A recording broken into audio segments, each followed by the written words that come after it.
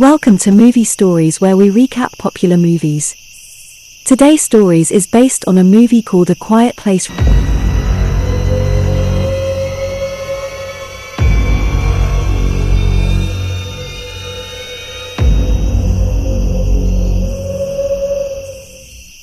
Sit down and let us begin.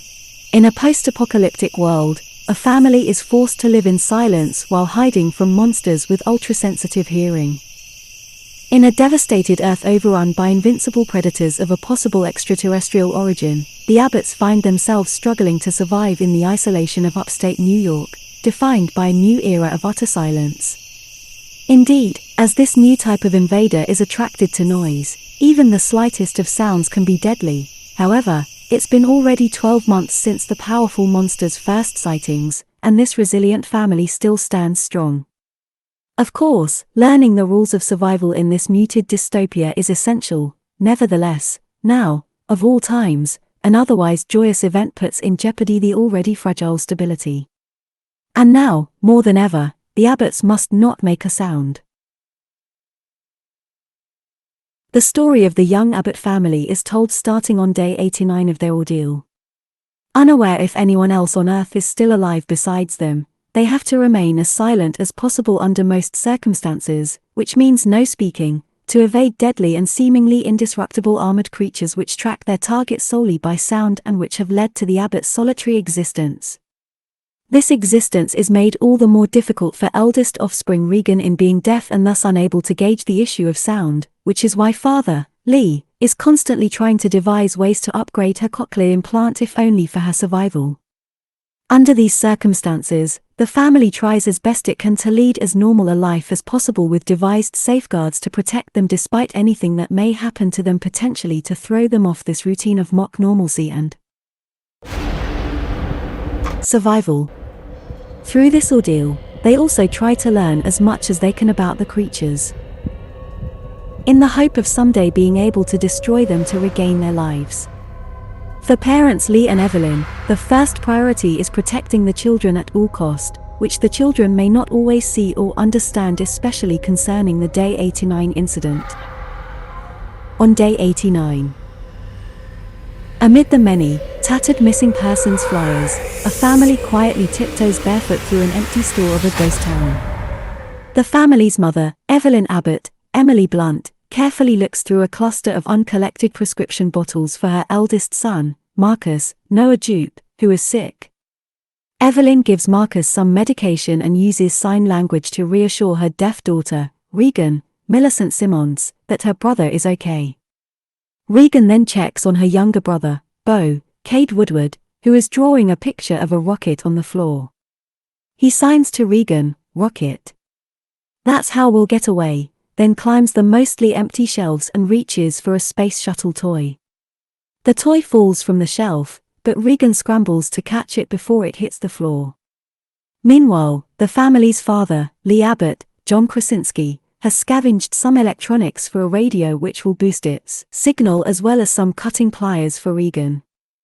Evelyn signs to her family that it'll be dark soon, and they prepare to leave when looks of horror come across their faces.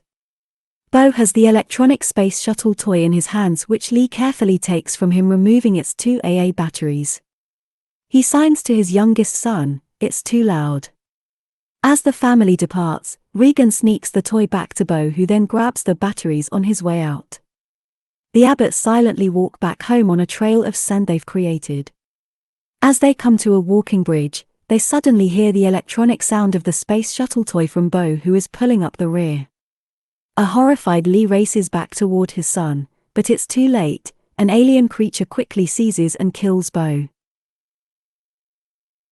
On day 472, the Abbotts are home on their family farm. Lee is in the basement of the farmhouse, where he has set up an extensive surveillance system of cameras and monitors, as well as his radio and electronics, which he uses in the hope of contacting any other survivors. There are also scores of various news clippings which report of an alien invasion, as well as notes from Lee that read, "Blind, attack sound, and armor." Evelyn, meanwhile, is in a cellar where she hangs a mobile she has crafted. Evelyn is pregnant. She sets up an oxygen tank which is connected to an infant breathing mask. It sits next to a covered, soundproof baby crib. Lee has moved up to the top of his grain silo where he looks through pictures of Bo. Evelyn asks Regan to tell her father that dinner is ready, which she reluctantly does. After silent prayer, they eat quiet foods on leaves of lettuce instead of plates. Afterwards, Regan and Marcus play Monopoly when he accidentally knocks over a lantern which sets the rug on fire. Lee quickly puts it out, and they quietly wait for the consequences. It seems as though they've dodged a bullet but then hear a loud noise on the roof. Lee looks out the window and is startled, but relieved, to see a raccoon fall from the roof. He heads down into the basement to work on a cochlear implant processor which will help his daughter hear. Evelyn comes down where they share a smile and a set of earbuds as they slow dance to Neil Young's Harvest Moon. On day 473. While Lee is pouring down more sand on their walking paths, Evelyn is in the cellar checking her blood pressure. Her due date is just a couple weeks away. She places a stethoscope to her abdomen revealing a strong, healthy heartbeat. Regan enters the house being careful to walk only on the marked parts of the floor which don't creak and wants to go down into the basement, but her dad stops her. He has added small amplifiers from a stereo to her new cochlear implant processor and wants to put them on Regan, but she stops him and signs that they never work. Lee, disheartened, hands them to her instead and starts to set out on an excursion. He wants Marcus to come with him, but the boy is scared and doesn't want to go. Instead, it's Regan who wants to go, but Lee tells her to stay and take care of her mom. She runs to her room and tries on the new cochlear implant processor. When they don't work, she's devastated. Regan packs a bag which includes her cutting pliers and a wrapped object from her dresser, then leaves the farm. Lee has taken his son to the river where he teaches him that making small sounds is okay as long as louder sounds are nearby. Next to a waterfall they can speak freely to each other without fear of being heard. Marcus asks his dad why he didn't let Regan come and if he blames her for what happened to Bo, because she blames herself. When Lee says it was no one's fault, Marcus tells him if he still loves her, he should tell her. During this conversation, Regan has arrived at the walking bridge where a makeshift memorial has been constructed for Bo. She unwraps the object from her dresser which we discover is the space shuttle toy, then uses the pliers to cut a wire which enables the toy to light up without making any noise. Back at home, Evelyn is carrying a laundry bag up from the basement when it gets snagged on the stairs. She manages to pull it loose causing her to fall and exposing the point of a nail sticking up from the stair. On the way back home, Lee and Marcus are startled by an old man coming out of the woods, and then notice the dead body of his wife on the ground nearby. Lee implores the old man to stay silent, but instead he lets out a primal scream. Lee grabs Marcus and runs as the man is quickly scooped up and killed by an alien. Back home, Evelyn's water breaks.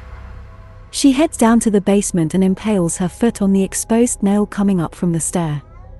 She manages not to scream out, but drops the picture frames she was holding which draws an alien into the house. Evelyn pulls her foot off the nail, switches on the red light bulbs which run across the property and serve as a warning signal, and searches the shelves for a mechanical kitchen timer. The alien slowly walks down the stairs into the basement listening for any evidence of life. When the timer goes off, the alien attacks it as Evelyn runs upstairs. She sees another alien in the front yard. Evelyn goes upstairs into the bathroom and sinks into the tub. She's starting to give birth as the alien comes upstairs. Lee has returned home and is horrified to see that the red lights have been switched on. He signs the word rocket to his son. Then tells him, "I need you to make a sound louder. You can do it." Lee grabs his shotgun as Marcus sprints to a designated area and lights a fuse which sets off a series of fireworks. Lee searches the house and walks into the bathroom where he sees an empty bathtub covered in his wife's blood. He starts to weep, believing Evelyn is dead, then discovers that she is safe and hiding in the shower with their new baby boy. Marcus, meanwhile, is walking back toward the house when he hears an alien. He makes a run for it into the cornfield, but runs straight into a tractor wheel, knocking himself unconscious. Regan has returned home and notices the beam of Marcus' flashlight coming out from the cornfield, but cannot hear the alien coming up behind her. But as the alien moves closer, Regan's cochlear implant processor starts producing a high-pitched feedback which distresses the alien, causing it to run off. Regan finds Marcus and they retreat to the top of the grain silo. Lee has taken Evelyn to the cellar and placed his new son into the soundproof crib. Evelyn thinks about Bo and regrets that she didn't carry him on that fateful day, then, before getting some much-needed sleep, makes Lee promise that he will protect their children. Lee leaves to look for the kids as we see water rushing down into the cellar. Later, Evelyn wakes to find that the cellar has flooded. On top of this, an alien has climbed down inside the room, and the baby is sleeping in the soundproof crib, but the top is open. Evelyn carefully picks up her baby and slinks to the back of the cellar behind the waterfall flooding the room. On top of the silo, Marcus signs, "Don't worry, he'll come for us," but Regan shakes her head replying, "He'll come for you." All of a sudden a hatch on the top of the silo breaks, causing Marcus to fall inside of it. As he's slowly drowning in the grain, the alien in the cellar with Evelyn is drawn out by the noise.